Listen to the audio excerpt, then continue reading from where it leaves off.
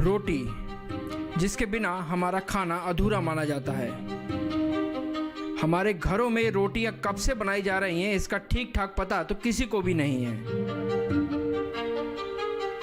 ये रोटियां कई प्रकार की होती हैं। फुलके या चपाती से हम लोग परिचित हैं, लेकिन जब रोटी की बात चलती है तो हम सिर्फ चपाती तक ही सीमित नहीं रह सकते। रोटी की फहरिस्त बहुत लंबी है।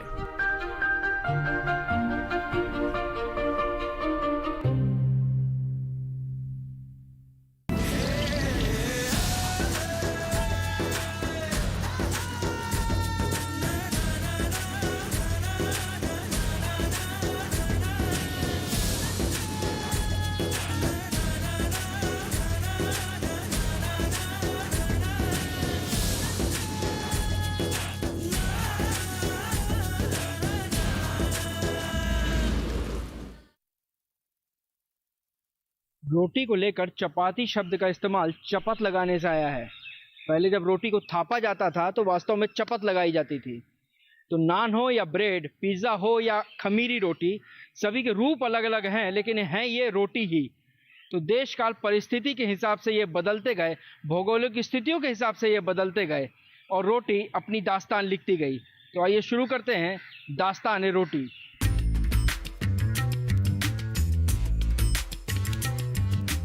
ऐसा माना जाता है कि जब रोटी को बेलने या थापने का रिवाज शुरू नहीं हुआ होगा, तब रोटी को थोड़ा अलग तरह से बनाया जाता रहा होगा और इस तरह की रोटी को आज हम बाटी कहते हैं।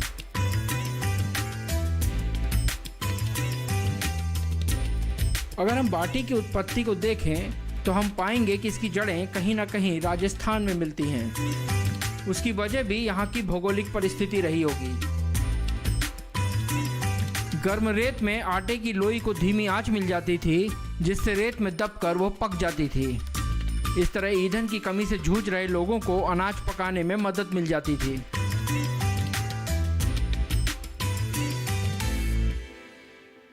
यही बाटी बाद में दाल बाटी तो कहीं बाटी चोखा के रूप में खाई जाने लगी। राजस्थान हो या बिहार, उत्तर प्रदेश हो या मालवा निमाड़, इन जगहों पर बाटी अपने रूप बदलती रही। कहीं मसाला बाटी कहलाई तो कहीं लिट्टी बाटी, और इसी बाटी को जब थोड़ा चपटा करके पकाया जाने लगा तो वो बन गई मोटी रोटी या टिक्कड़। हमारे यहाँ लिट्टी जो है वो हाथ से थाप के जो है वो बनाई जाती है और बड़ी लिट्टी बनाई जाती है, जिसको कि एक आदिवासी परिवार अगर है तो 2 लिट्टी बना के वो खा सकता है। गांव में किसान मोटी रोटियां पसंद करते हैं। इन रोटियों को भौरी और मुकनी कहते हैं। गेहूं और जौ के अलावा ज्वार, बाजरा, बेसन, उड़द या मूंग के चूर्ण की भी रोटियां बनती हैं। इनके स्वाद, गुण और नाम भी अलग अलग हैं। मुगल काल में अकबर के समय भाव प्रकाश नामक प्रसिद्ध वेदक ग्रंथ रचा गया था। उसमें रोटिका के नाम से कई प्रकार की रोटियों के गुण दोष बताए गए हैं। उसके अनुसार गेहूं की रोटी पौष्टिक और वातनाशक होती है। जौ की रोटी श्वास, कफ, पचने में हल्की और वातकारक होती है। उड़द के चूर की रोटी, जिसे बलभद्रिका कहते हैं, बलवर्धक और वायुकारक है। धुले उड़द की पीठी की रोटी, जिसे झरझरिका कहते हैं, कफ पित्त नाशक होती है। बेसन की रोटी रूखी, आंखों के लिए अच्छी मानी जाती है और कफ पित्त नाशक होती है। इस तरह से मोटे अनाज को पीसकर खाने का चलन शुरू से ही रहा है।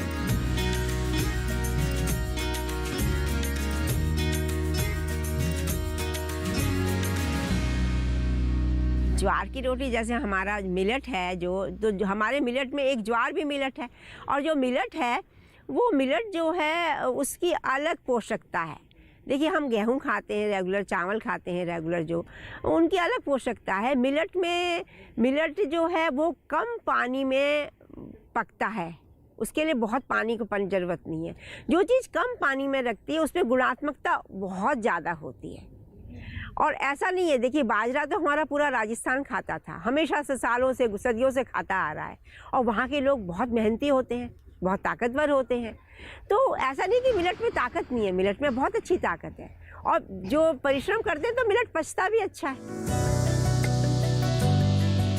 जब रोटी की बात होती है तो उसका लेना देना सिर्फ मोटे अनाज से ही नहीं है। बल्कि किसानों ने धान का इस्तेमाल भी रोटी बनाने में किया है। कार्तिक में धान आती है, मतलब कुंवर कार्तिक में, तो कुंवर कार्तिक में वो धान की रोटी भी खाता था। इसलिए खाता था कि चावल खाते खाते परेशान हो गया, गेहूं था नहीं गरीब आदमी के, वो तो रोज़ रोज़ का उनकी मजदूरी।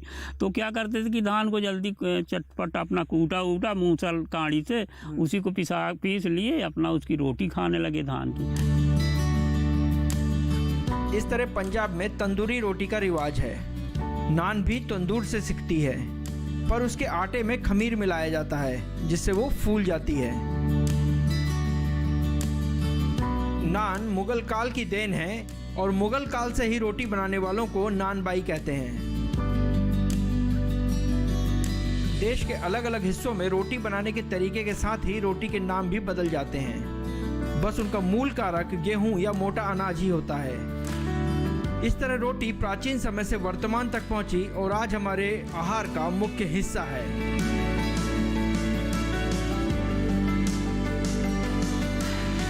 तमाम बातों को समझने के बाद ऐसा कहा जा सकता है कि रोटी बनाने की कला का विकास भारत और एशिया के देशों में ही हुआ था।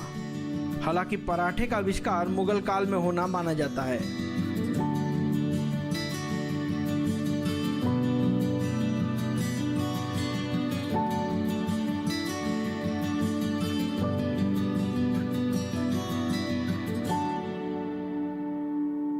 रोटी का रूप बदलना आज भी जारी है। मेथी, पालक और दूसरी सब्जियों को मिलाकर बनाई जा रही रोटी और लगातार हो रहे ऐसे प्रयोग बताते हैं कि रोटी लगातार बन रही है, रोटी लगातार बदल रही है। फिलहाल वक्त हो गया है ब्रेक का। ब्रेक के बाद आपको एक ऐसी रोटी चखाएंगे जिसने पूरे भारत की यात्रा की है।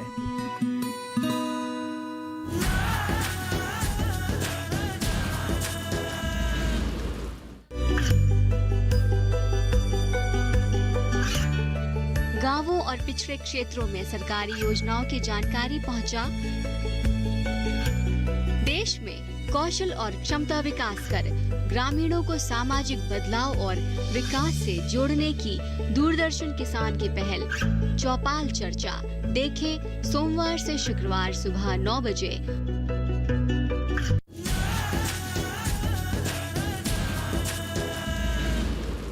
वक्त आ गया है कि अब बात की जाए स्वाद की।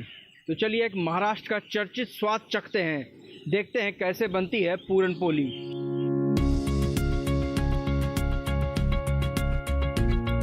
अब वक्त हो गया है कि स्वाद की बात की जाए। जब भी पूरन पोली की बात होती है तो हमारे जहन में महाराष्ट्र आता है। पूरन पोली महाराष्ट्र और मराठी समुदाय के जीवन से जुड़ा एक अभिन्न स्वाद है, जिसे यहाँ हर विशेष तीज त्योहार पर बनाया जाता है।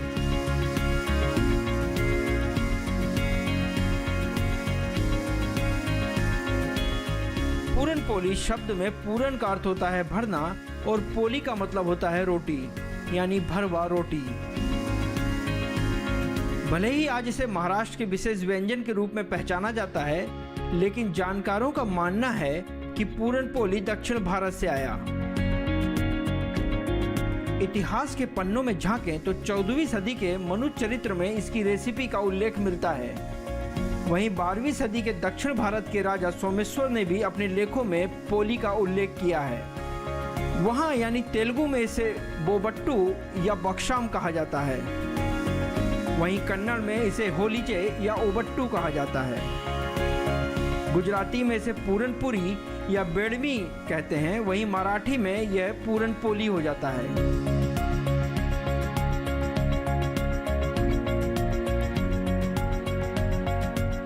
पूरन पोली कम चीजों के साथ बनाया जाने वाला एक लाजवाब स्वाद है। इसे बनाने के लिए 2 कटोरी चने की दाल, चीनी, मैदा, रवा, इलायची और जायफल पाउडर चाहिए।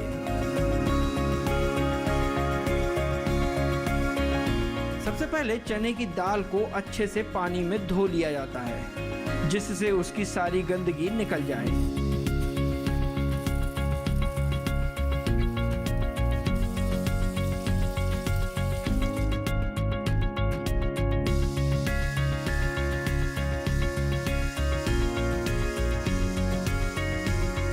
अब दाल को गैस पर पकने के लिए रख दिया जाता है और कम से कम 4 सीटी आने तक इसे पकने दिया जाएगा।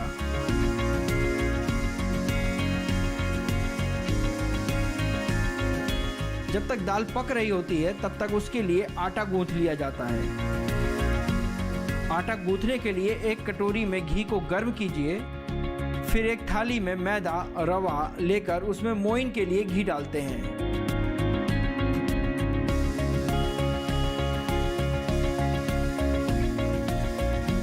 अगर आप पूरन पोली बना रहे हैं तो आपको घी में कंजूसी बिल्कुल नहीं करनी चाहिए। अब पहले आटे में घी को अच्छे से मिलाते हैं। ऐसा तब तक करते हैं जब तक आटा ब्रेड के चूरे की शक्ल ना ले ले। फिर इसमें थोड़ा थोड़ा पानी डालकर नरम आटा गूंथ लेते हैं।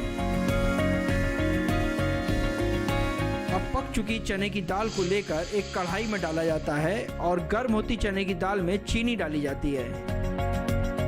फिर इसे तब तक घोटा जाता है जब तक चीनी अच्छे से घुल ना जाए और चने की दाल का सारा पानी सूखकर हल्का सख्त हो जाए।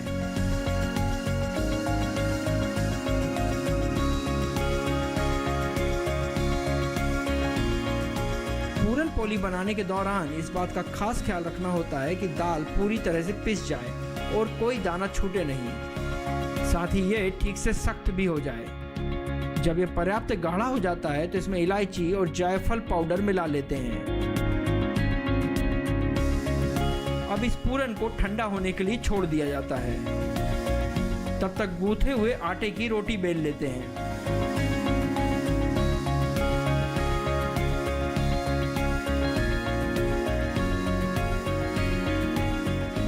अब इसमें पर्याप्त मात्रा में पूरन रखकर बेली हुई रोटी को बंद करके दोबारा बेल लेते हैं। फिर इसे तवे पर धीमी आंच पर धीरे धीरे अच्छे से कुरकुरा सेंक लेते हैं।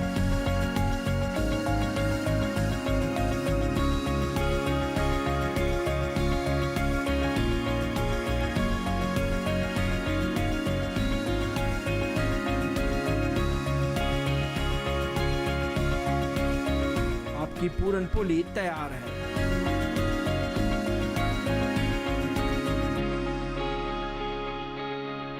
सामान्य तौर पर पूरन पोली को आम की चटनी यानी आम की चटनी या अमचूर की चटनी के साथ खाया जाता है, लेकिन यही पूरन पोली जब दक्षिण से निकलकर सुदूर उत्तर पहुंचती है यानी उत्तर प्रदेश तक पहुंचती है तो वो मीठे से नमकीन हो जाती है।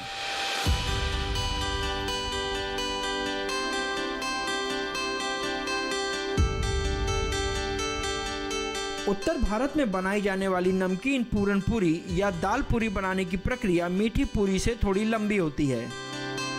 इसमें जो सामग्री लगती है उसमें आटा, चने की दाल, भरावन का मसाला बनाने के लिए प्याज जिसे बारीक काट लिया जाता है, लहसुन, बारीक कटा हुआ अदरक, हरी मिर्च, जीरा, बहुत थोड़ा सा गुड़, पिसी लाल मिर्च, हल्दी और नमक चाहिए। भरावन का मसाला तैयार करने के लिए सबसे पहले चने की दाल को अच्छी तरह से धोकर कुकर में पकने के लिए रख देते हैं।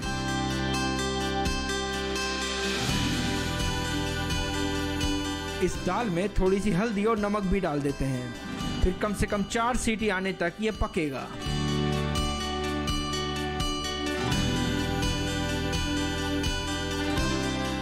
ध्यान दें कि दाल अच्छी तरह पक जाए।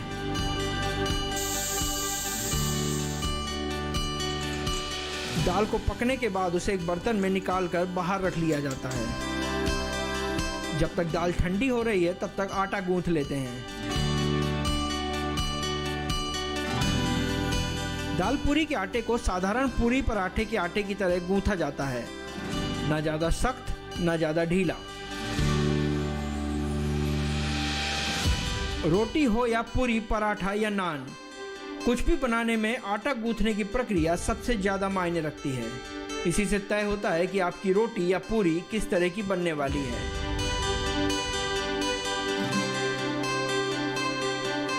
जब दाल ठंडी हो जाए तो एक कढ़ाई में तेल गर्म होने के लिए रख देते हैं। फिर पहले जीरा डालते हैं। जब जीरा चटकने लगे तो इसमें करी पत्ता साथ में लहसुन डाल देते हैं। लहसुन के पकने पर अदरक के लच्छे डाल लेते हैं। फिर इसमें हरी मिर्च डाली जाती है और उसके पकते ही कटी हुई प्याज डाल दी जाती है। प्याज को बहुत ज़्यादा पकाने की ज़रूरत नहीं है, बस हल्की सी गल जाए उसके बाद उसमें हल्दी, लाल मिर्च पाउडर डालकर थोड़ी देर तक चलाते हैं। मसाला पकने के बाद उसमें दाल डाल दी जाती है।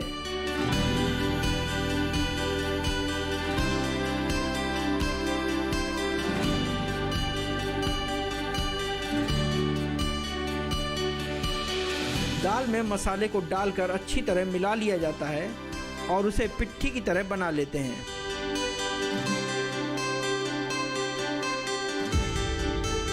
अब रोटी बेलकर उस पर पहले तेल लगाते हैं, फिर उसमें भरावन भरकर अच्छी तरह से बेल लिया जाता है।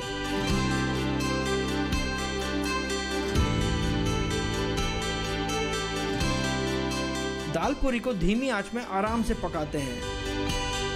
दाल पूरी जब पक जाए तो उसे दही, अचार, चटनी के साथ परोसा जाता है।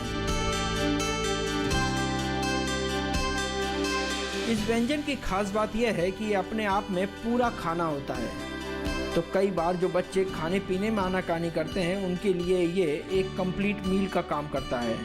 बस पकाइए और बच्चों को पकड़ा दीजिए, वो खुद ब खुद चट कर जाएंगे।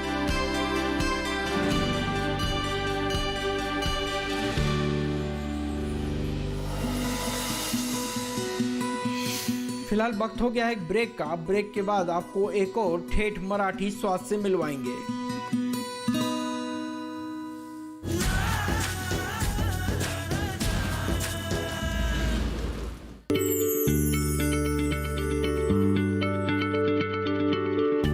क्या आप किसी बीमारी से परेशान हैं? चाहते हैं डॉक्टर की सलाह? तो हम हैं आपके साथ, बताएंगे आपको जीने की राह। समस्याएं आपकी, समाधान देश के मशहूर विशेषज्ञों के। घर बैठे बात करें देश के जाने माने डॉक्टरों से। हमारे लाइव प्रोग्राम स्वस्थ किसान में हर शनिवार शाम 6 बजे से 7 बजे तक।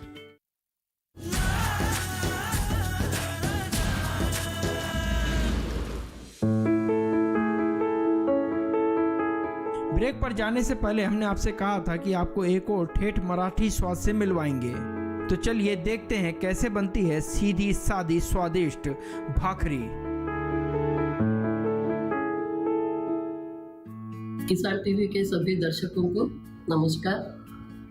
आज हम महाराष्ट्र के ग्रामीण भाग में प्रचलित झुमका भाकर करने जा रहे हैं। उसके लिए हमारी सामग्री है जीरा, राई, लाल मिर्च पाउडर, नमक, हल्दी पाउडर, प्याज, हरी मिर्च, हरा धनिया, बेसन, थोड़ा सा दही और भाकरी के लिए ज्वार का आटा। क्योंकि यह ग्रामीण इलाके का खाद्य है तो किसान और मजदूरों का ही खाद्य होने की वजह से इसमें बहुत ज़्यादा सामग्रियाँ नहीं होती, थोड़े में स्वादिष्ट एवं पौष्टिक खाना। हमने तेल गरम करने के लिए रख लिया है। अब हम इसमें राई जीरा डाल देंगे।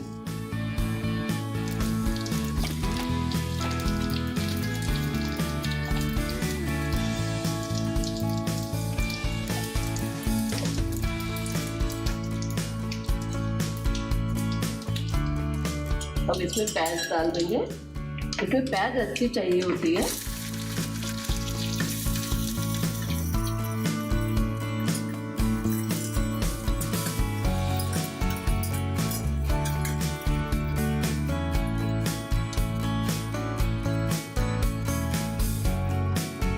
इसी के साथ हम मिर्च भी इसी के साथ में डाल देंगे। अब यह प्याज थोड़ा सा भूनने में टाइम लगेगा।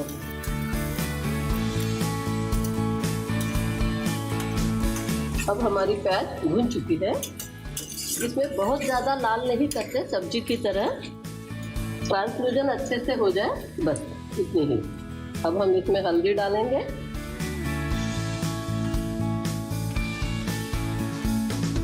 थोड़ी सी लाल मिर्च, बस टेस्ट के लिए थोड़ा सा, इसकी अपनी पंजेंसी होती है। नमक और मिर्च आप अपने हिसाब से भी डाल सकते हैं।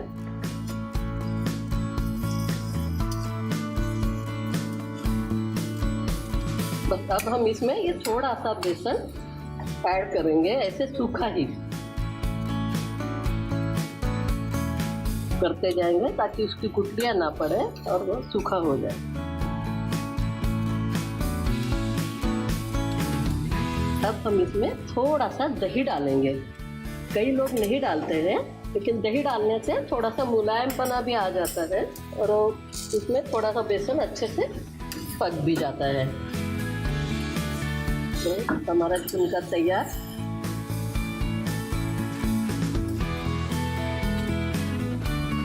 अब हम इसमें हरा धनिया ऐड कर लेंगे।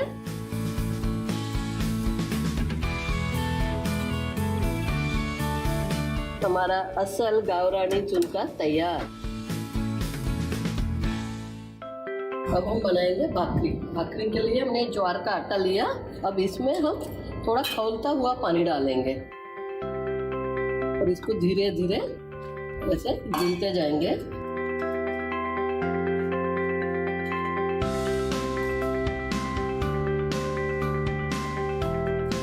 थोड़ा देख के डालते हैं, ऊपर से कई बार हमें दिखता नहीं, लेकिन पानी अंदर से वो गीला हो जाता है।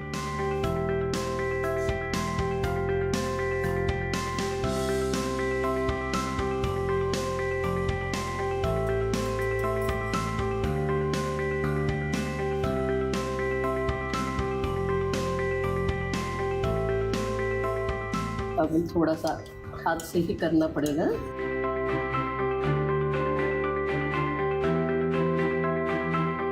इसमें नमक नहीं डालते।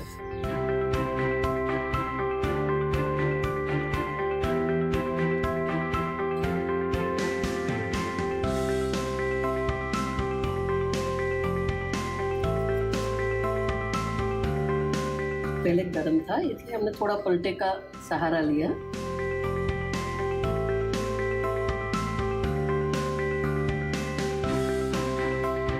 अब हमने इसकी भी लोई बना ली और ऐसे इसको थोड़ा पानी से हाथ ले लेके इसको हम फैलाते जाएंगे।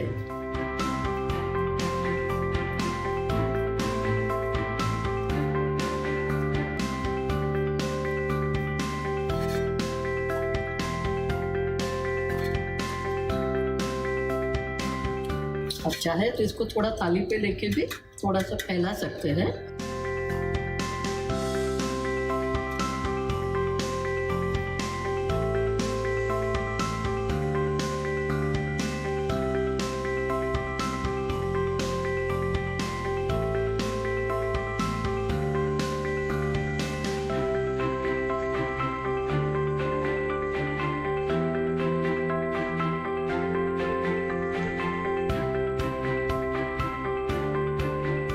अब इसको दूसरी तरफ से पलटा लेते हैं। एक तरफ की हो गई। अब इसको रोटी की तरह एक बार सेक लेंगे।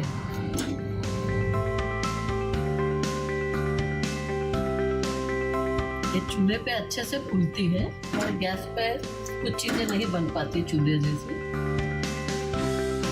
अब हमारी भाकरी तैयार हो गई। ये हो गई हमारी थाली तैयार। मजा लीजिए ग्रामीण खाने का। महाराष्ट्र की भाकरी उत्तर भारत में पहुंचकर साधारण चूल्हे पर बनने वाली ज्वार की रोटी बन जाती है और इसे उड़द की दाल के साथ बड़े चाव से खाया जाता है।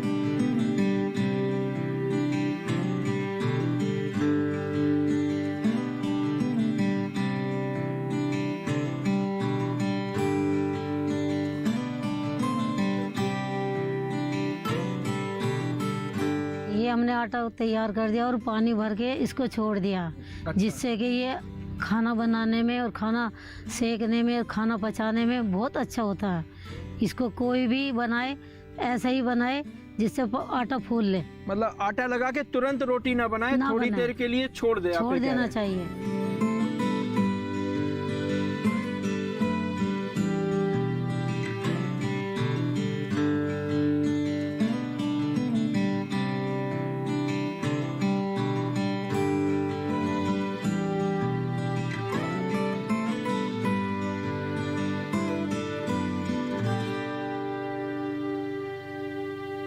जिंदगी की सारी जद्दोजहद रोटी के लिए ही है।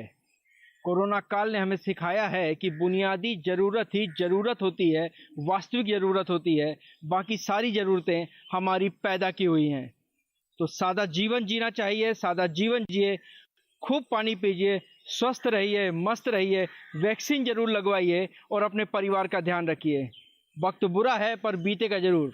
नमस्कार।